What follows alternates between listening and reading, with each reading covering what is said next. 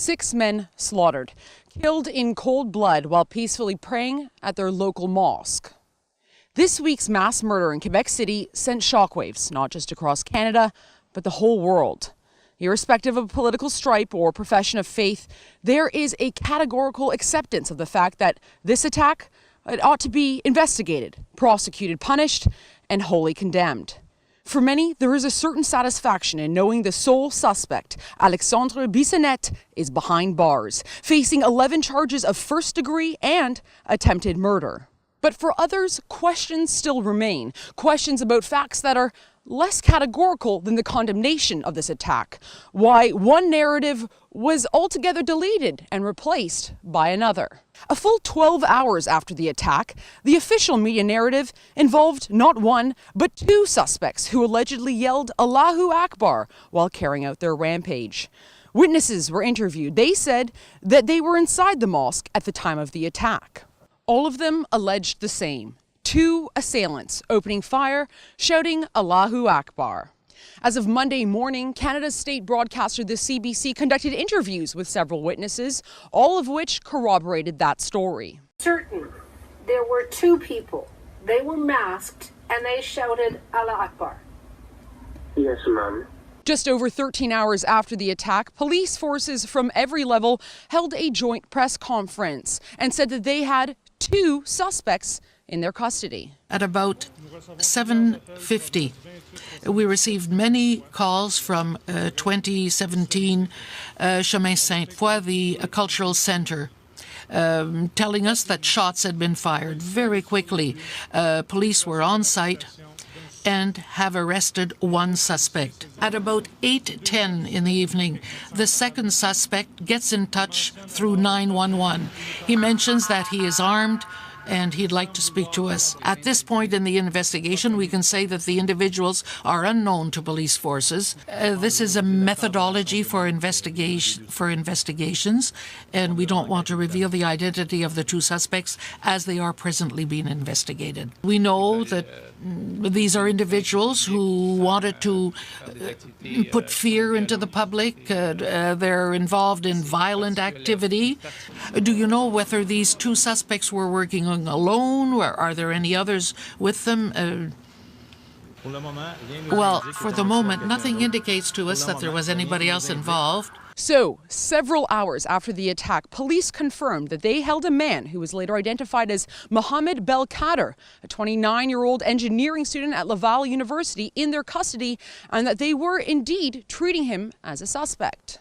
But only a few hours later, Belkader's role in the attack, well, it shifted from a suspect who attempted to flee the scene to a Good Samaritan who was providing first aid to the victims when he was wrongfully accused by police. But one consideration of just how many CCTV cameras are in place around the mosque begs the question: when did police review the footage, and why did it take them over 12 hours to determine that Bissonnette was their sole suspect?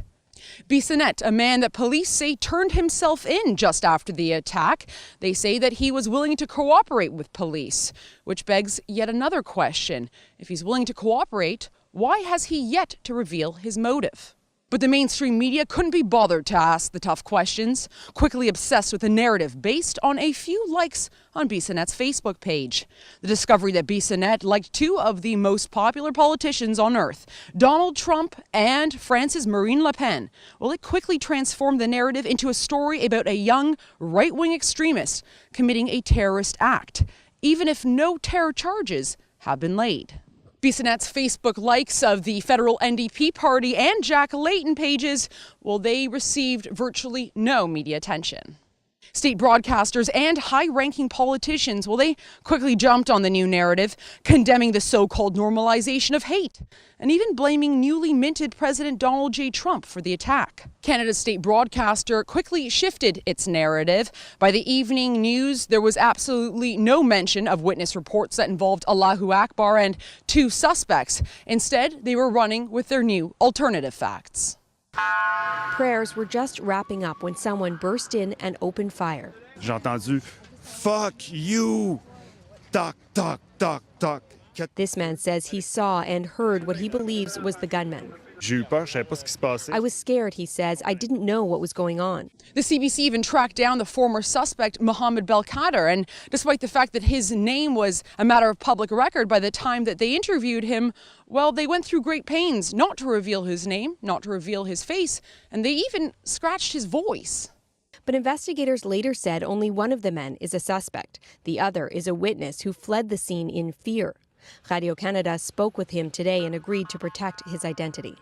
J'ai vu une image d'une personne qui porte un arme.